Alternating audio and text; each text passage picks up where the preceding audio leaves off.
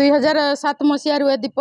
माने मंदिर अनुष्ठान आरंभ होपर आमर माने आमर भक्त माने जो अलग अलग मंदिर रे जो सब देखी जे मंदिर अलग मंदिर रे भी अखंड दीप लगी किंतु आम मंदिर रे केमती हम केमती अखंड दीप गोटे लगे आम भक्त मैंने जिते पचारे आम कहलु कि ठीक अच्छे माँ को आदेश आम कौन जिनस करवा पूर्वर माँ को आदेश मागू से आदेश देले ही आम से जिनसटा को आम करूँ तो माँ आदेश देले आदेश देवा पूर्वर से कहले कि जे आउ माँ आदेश देकी कहले गोटे वर्ष पर ही आमको आदेशटा मिलला आदेश मिलवा पर आम अखंड दीप लगेलु माँ कहले कि घी आम पचारू घी कौटू आसब माँ कहले कि घी चिंता करंतु नहीं घी आमर माने एते प्रचुर प्रमाण रे आसुची जे से घी आमको माने किनिबा को पड़ेनी कि आमे काहा को मागिबा को पड़ेनी से मांकर सेतिकी शक्ति जगु आज घीर अभाव नहीं कि से अखंड दीप एते झड़ तोफान हेले मध्य केबे लिभेनी एटा ही मांकर गोटे प्रकृत शक्ति आउ भक्तंकर जेते बड़ विपद आसी थाउ से माँ उद्धार करंती। नवरंगपुर जिला उमरकोट टाउन रो बीएनके परिसर रे संतोष माँ मंदिर अच्छी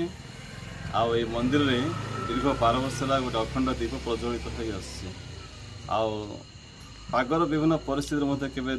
प्रज्वलित दीप केवे लिभिना आउ ये दीपर जो शक्ति या समस्त भक्त मान शक्ति बोली आम अनुमान कर अनुभव कर परिप्रेक्षी में जेहेतु 12 वर्ष पूर्ति आज होची आम अखिल विश्व गायत्री परिवार नवरंगपुर जिला उमरकोट शाखा तरफ अनुरोध क्रमे आज आम 1008 गोटे दीप जल गोटे गायत्री दीप महायज्ञ संपन्न कर यज्ञ को आम गायत्री परिचालना तरफ ये कर्मकांड संचालन कर सब किसी अच्छी भगवान चाहती भक्त मान भक्ति जदि आम भगवान के जय कर आमर जप साधना आराधना सबुरे आमर भक्ति ही विशेष भाव ये हुए विनियोग हुए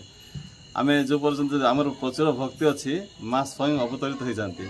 आम एठार भक्त समस्त से भावना आ से कल्पना जे माँ स्वयं ये अवतरित होती एट आखपाखर जो भक्त मान अच्छा मंदिर सहित जो भक्त मान जड़ित होती भक्ति जगू माँ को दीप आज दीर्घ 12 वर्ष प्रज्वलित होती आगू मत प्रज्वलित रही जो अपार शक्ति आसी सारा जगत सारा समस्त मंगल कामना आस।